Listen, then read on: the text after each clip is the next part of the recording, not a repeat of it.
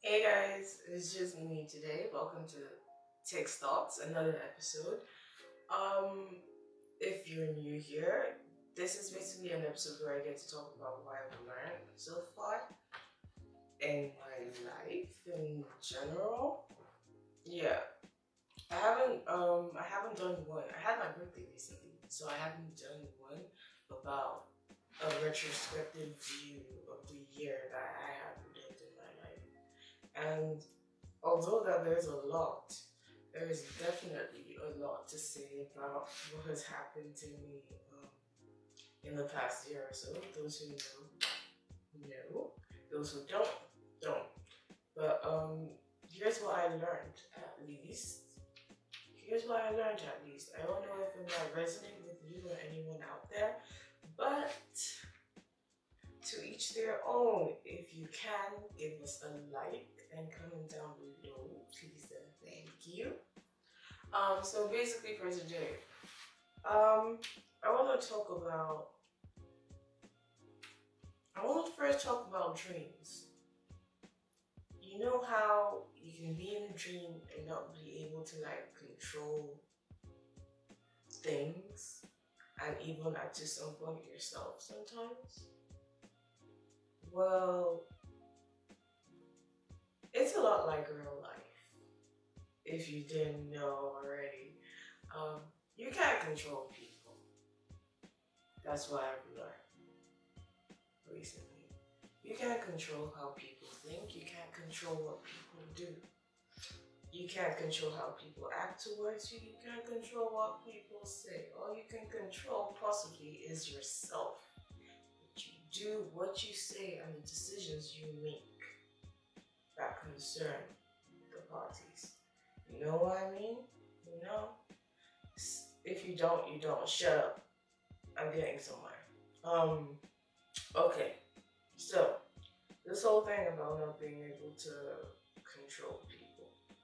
I've had a few discussions with people about how shit went down, how some shit happens in their lives, and they wish they had more control over it.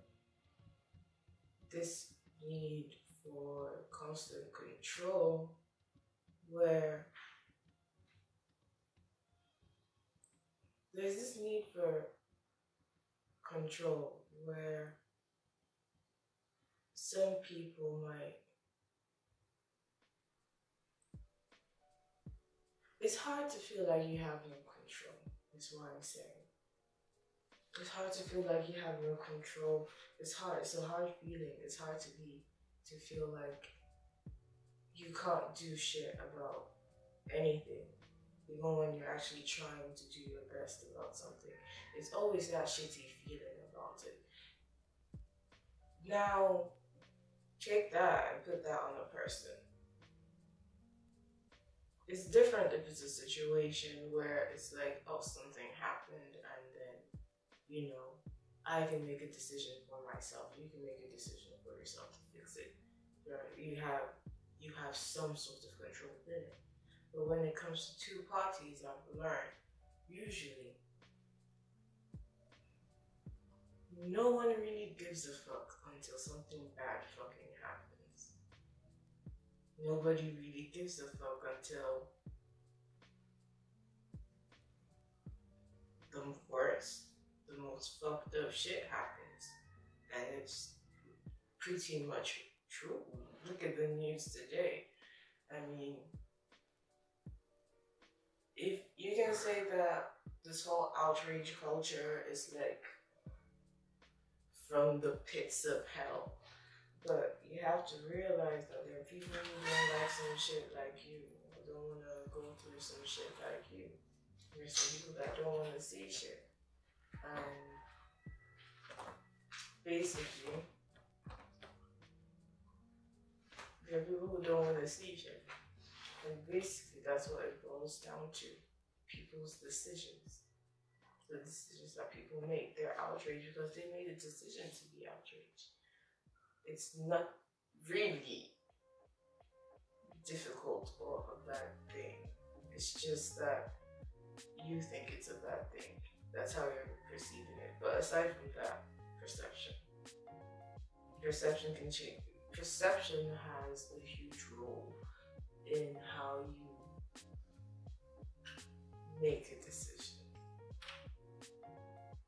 when it comes to people. It's different when it's like I said, it's always different when it's just you, right?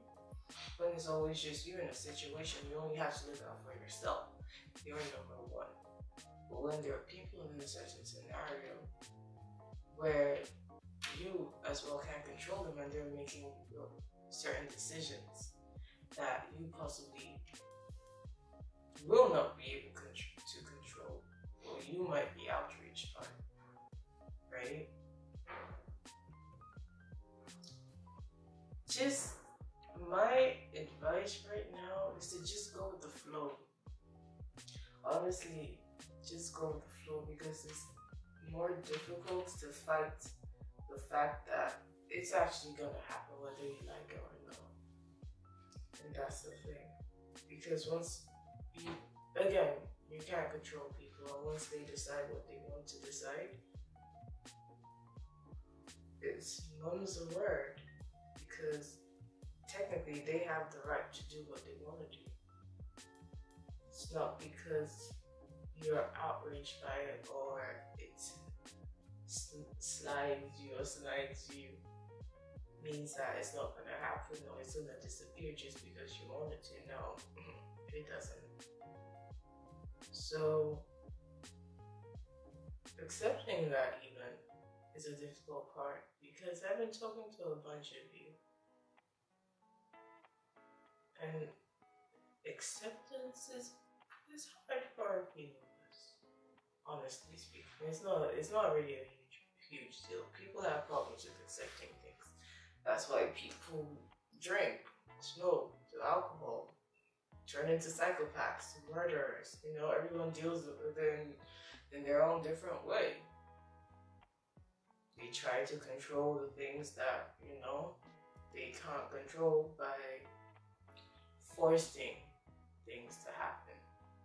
And when you force things to happen, you know, it loses a spark.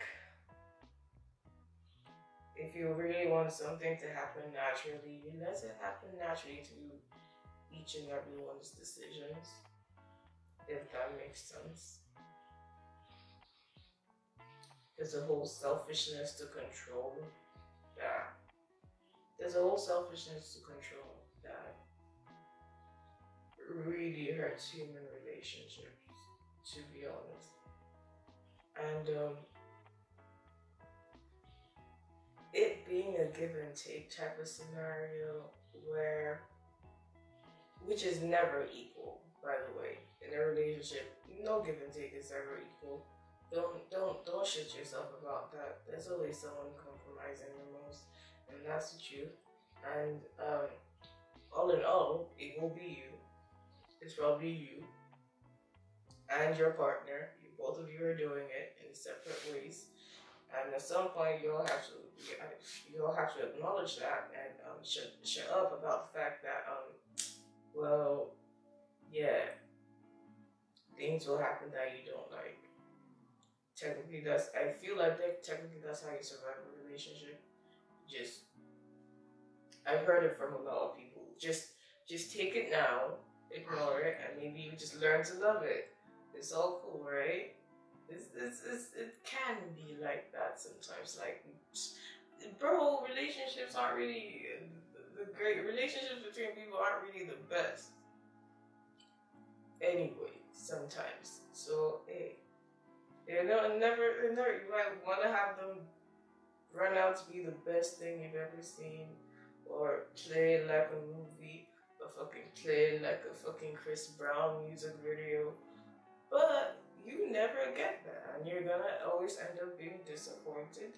So be thankful for what you probably currently have, which is life and some sanity. If you have food, great for you. If you have a hobby, you might want to get into that. I'm just saying, hobbies help with your mind when it comes to control.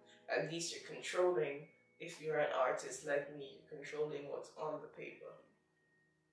and that eases you up. You're transferring energy to different things. Those are the types of things that work for me. I don't know if it's gonna work for you, but it's fantastic for me right now. It's working pretty well. Because now I don't have to think of those things anymore. So, you can't control people. And you should probably just be doing what makes you happy, because that's the only way you can be happy. Controlling them isn't gonna make you happy. Trust me. Because you're just gonna want to do it more and more and more. And even if you don't even see it as control. Okay, let me know. I feel like control is a negative and more extreme word that I'm actually trying to explain here, but I digress. Okay, I fucking digress. You can't, no matter what is good for someone or not, force people to do what they don't want to do. Even if you love them, even if you like them, even if you want the best for them, people are always going to do what they want to do. That's why your mom still thinks you're stupid. I think about you all the time. Okay? Okay. So, thank you for joining in my rounding. I don't know if that makes sense. If that makes sense, comment down below.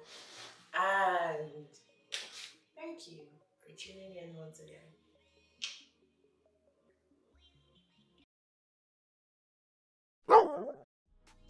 Hey guys, thank you for tuning in once again. Don't forget to subscribe and like the video down below. If you want to watch other videos, they're coming up on the screen. Alright, peace out.